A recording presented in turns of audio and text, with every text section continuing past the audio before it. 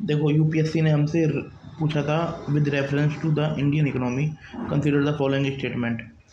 N increase of nominal effective exchange rate indicate appreciation of rupee. Increase, हाँ ठीक है, ये ठीक है। An increase real effective exchange rate indicate, नहीं,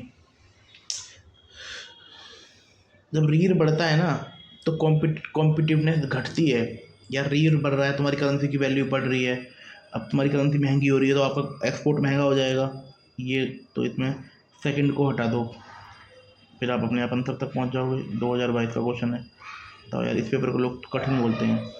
N increasing trend in domestic inflation, an increasing trend in domestic inflation relative to increasing trend in domestic inflation relative to inflation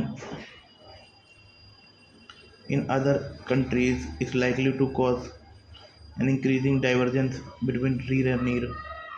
ठीक है, अगर इन्फ्लेशन बढ़ती है तो रीर और नीर का डिफरेंस बढ़ता जाता है। रीर इक्वल टू नीर, नीर प्लस में इन्फ्लेशन। रुपी एक्सचेंज रेट, ये तो उसका कोई पता ही नहीं है। रुपी एक्सचेंज रेट ये उस पर लिखा होता है ना, बास्केट ऑफ करेंसी पे। परचेजिंग पावर पैरिटी ये क्वेश्चन पूछा था यूपीएससी ने 2019 में पूछा था। एक तो ये सिंपल सी बात है जो ये बोल रखा है ना, ये term purchasing power parity, India is the sixth largest economy in the world, ये तो पूरी तरह गलत है भाई। इंडिया थर्ड लार्जेस्ट इकोनॉमी है परचेजिंग पावर पैरिटी में। Purchasing power parity exchange rate are calculated by comparing of same basket of goods and service in different countries. हाँ ये लग रहा है, purchasing power parity exchange rate are calculated by, ठीक है, comparing the price of the same basket and goods and service in different countries, ठीक है। तो ना, तो बस यही है यार, रील और नील।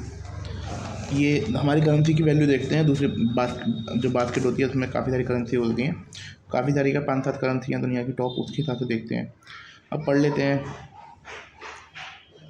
Rule of thumb, never fear complex, never fear complex term in UPSC exam even if you don't know the concept rear or near is this question you can easily solve, ठीक है।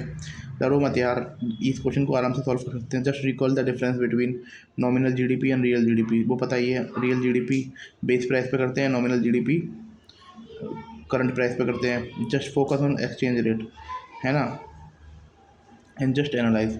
Statement 1, because an exchange rate of any kind whether nominal or real or, or effective, if it's increase, it's it's signifying the appreciation of the rupee, ठीक है।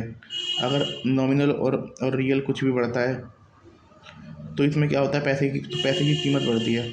Statement 2 is incorrect because an exchange rate increase, जब exchange rate increase हो रहा है और जब रुपए की कीमत बढ़ रही है तो हमारा जो सामान होता है ना वो महंगा हो जाएगा विदेशों में। जब हमारा सामान महंगा हो जाएगा विदेशों में तो हमारा जो एक्सपोर्ट है ना उसमें एक्सपोर्ट कॉम्पिटिटिवनेस घट जाएगी। चाइना क्या करता है, जानबूझ के अपनी करेंसी की वैल्यू घटा देता है ताकि उसका जो सामान है ना वो दुनिया में सस्ता हो जाए। यूएसए इस पर बहुत बार आरोप लगाता है कि भाई तू ऐसा काम क्यों करता है। वो बोलता है भाई मैं तो इनो ही करूँगा, वो बोलता है मैं तो ये तो नहीं चलेगा। Correct, because if domestic inflation is rising faster than other country, अगर जैसे मान लीजिए नीर में क्या होता है, काफ़ी सारी करेंसी रखी रहती है, मतलब एक बास्केट है उसमें काफ़ी सारी करेंसी रखी हुई हैं। बस हमारी करेंसी, हमारी इन्फ्लेशन, हमारे देश में इन्फ्लेशन बढ़ रही है, हमारे देश में इन्फ्लेशन बढ़ रही है, तो इससे क्या होगा, तो नीर और रीर का जो डिफरेंस होता है ना वो बढ़ जाएगा। ये होता है, ठीक है। By now, with slightly observation, you must have been seen the third statement as UPSC dropped out a hint about meaning effective, है ना, relative to other country. However, this redundant because the logic based on nominal versus real concept already provide enough information। देखो इसमें बोल रखा है कि ना third statement में ना यूपीएससी खुद हमें हिंट दे रहा है, an increasing trend in domestic inflation relative to inflation in other countries, relative to other countries बोल रहा है हमें, ठीक है। अब नीर और रीर पढ़ने वाले हैं। NEER and REER are indicator that shown how competitive an economy is on international stage, दिखाते हैं कि आपकी इकोनॉमी कितनी कॉम्पिटिटिव है इंटरनेशनल स्टेज में। NEER and REER is a measure that represent price of typical basket of foreign currencies. Measure करते हैं कि आपकी करेंसी का प्राइस क्या है इन फॉरेन, मतलब टिपिकल बास्केट में आपकी, मतलब एक बास्केट होती है उसमें बहुत सारी करेंसीज रखी होती हैं, उसमें आपकी करेंसी का क्या प्राइस है वहाँ। नीर दिखाता है where each currency is weighted based on importance in international trade with home countries.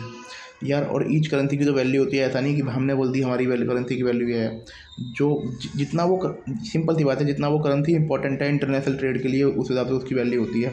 The importance is calculated the importance is calculated using average of currency export import share with each country is। हाँ सही बात है। अगर China है, USA है, ये लोग हैं टॉप पर, या जो कंट्री, या जैसे इंडिया है, इंडिया की भी वैल्यू अच्छी है, लेकिन जैसे जैसे हमारा एक्सपोर्ट इंपोर्ट बढ़ेगा, हमारी करेंसी अपने आप ही उस बास्केट में मजबूत होती जाएगी। ठीक है। Real effective exchange rate on other hand is calculated adjusting exchange rate with trade partner for inflation. It represents the average cost of basket of foreign goods in term of domestic goods। इसमें बस inflation जोड़ दो, इसे आप मत इसमें फंसो, inflation जोड़ दो। The weight are use to trade for, ठीक है, वही इंक्रीजिंग। नीर सिग्निफाइंस रुपी एप्रिसिएट, और अगर रीर बढ़ रहा है तो हम ट्रेड कॉम्पिटिटिवनेस खोते जा रहे हैं क्योंकि इन्फ्लेशन बढ़ रही है। ये है फिर यार, जितना इसमें फंसोगे ना उतना ही फंस जाओगे, सिंपल सी बात है, मैं बता रहा हूँ। अब पहला है, 4 ऑप्शन आएगा, देख लेना, हिंट लगा लेना।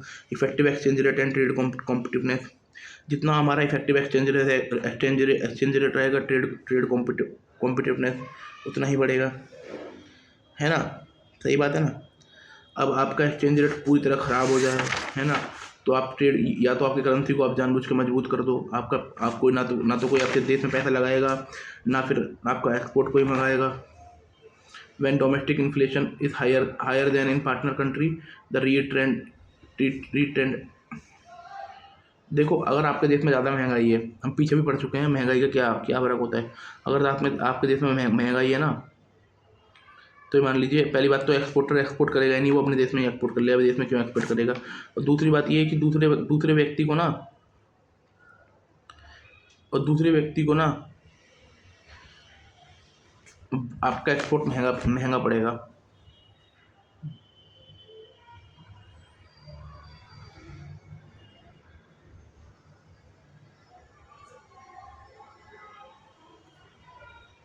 और ना इकोनॉमिक सर्वे में दिखा रखा था कि भारत का जो रील बढ़ा है, और ना indicating reduce competitiveness of Indian export due to stronger rupee purchasing power. भारत का रील बढ़ा है, क्यों बढ़ा है, क्योंकि भारत का पैसा स्ट्रॉन्ग हुआ है, और ना और वो परचेजिंग पावर बढ़ी है ना, after adopting floating exchange rate regime. ठीक है। When appreciation of real domestic good become more expensive, depreciation of real। ठीक है। अब composition and trend in Indian external debt. Bharat का जो एक्सटर्नल डेट है ना वो बढ़ा है, पर इतना नहीं बढ़ा कि मतलब कि हम चुका ना पाएँ। हमारा short term external debt to forex reserve ratio indicate how much short term international obligation is covered by Indian forex buffer. A lower ratio suggest lower roll risk. भारत का जो सबसे ज़्यादा एक्सटर्नल डेट है ना वो डॉलर में है 53%, रुपये में है 31%, SDR में है 5%, यूरो में है 3%, है ना। यार हमारे पास इतना बड़ा फॉरेक्स रिजर्व है 90%, तो हम वैसे चुका देंगे एक्सटर्नल डेट, जब जाके मांग लो, है ना। ठीक है। Stable and well stud net positive capital external debt supported by net positive capital inflow. Remittance बढ़ रहे हैं हमारे, रेमिटेंस भी बढ़ रहे हैं, हमारे देश में एक्सपोर्ट भी बढ़ रहे हैं हमारा, वो तो हम चुका देंगे। Effect on imported inflation on reel. जैसे हम बाहर से महंगा सामान खरीद रहे हैं, क्रूड ऑयल महंगा खरीद रहे हैं, एक तो दुनिया में वैसी महंगाई है, ऊपर से हम बाहर से तेल खरीद रहे हैं, तो वो और महंगा हो जाता है। जब और महंगा होगा तो जब इन्फ्लेशन होगा तो रीढ़ बढ़ेगा तो वो कॉम्पिटिवनेस हमारे देश की घटेगी, वो trade competitiveness. Then role of service trade plus. अब ना हमारा रीढ़ बेशक ऊपर रहा है, हमारा ट्रेड कॉम्पिटिवनेस कम हुई है, रुपये हमारा मजबूत हुआ है, हमारी परचेजिंग पावर बढ़ी है, परंतु हमारा जो सर्विस का वो है ना वो ऊपर जा चुका है ना। और ये हमारे ट्रेड डेफिसिट को कम करने में मदद करता है। ठीक है, India service export strength help to maintain BOP. Simple सी बात है, बैलेंस ऑन पेमेंट को मेंटेन करने में हेल्प करता है। Correlation between forex reserve accuracy and currency stability during read. अब महंगाई हो रही है, रीढ़ ऊपर जा रहा है, फॉरेक्स एक्सचेंज रिजर्व हमारा महंगा है। तो हम अपने पैसों की पिटाई होने से बचा सकते हैं। हमारा पैसा की बहुत ज़्यादा पिटाई हो रही है, हम डॉलर छोड़ के अपने पैसा उठा लेंगे मार्केट से, बचा लेंगे, उसे अपने पास ले आएंगे। अब कर लो सालों पिटाई, अब पैसा हो जाएगा कम। जब कोई चीज़ कम हो जाती है तो फिर वो चीज़ एप्रिसिएट होने लग जाती है। यही रिलेशन है फिर। और हमारा जो फॉरेक्स रिजर्व है ना, वो हमारे जैसे IMF ने बोल रखा है कि आपके पास 3 महीने का होना ही चाहिए इम्पोर्ट सब्सटीट्यूशन, मतलब इम्पोर्ट इतना पैसा होना चाहिए कि आप 3 महीने तक आप अपने फॉरेक्स एक्सचेंज रिजर्व से मंगा सको, फॉरेक्स रिजर्व से मंगा सको। और भारत का 11 महीने का है। भारत को टारगेट करना चाहिए अपना कम से कम 2-3 साल का करना चाहिए वैल्यूएबल। लेकिन जब ये करते हैं ना हम, जैसे हम डॉलर लिए जा रहे हैं, रुपये छोड़े जा रहे हैं, तो हमारा डॉलर भी डॉलर कमज़ोर होगा। Valuation effect on forex reserve driver and implication. हमारा फॉरेन एक्सचेंज रिजर्व बढ़ा है, $60 बिलियन बढ़ा है ना।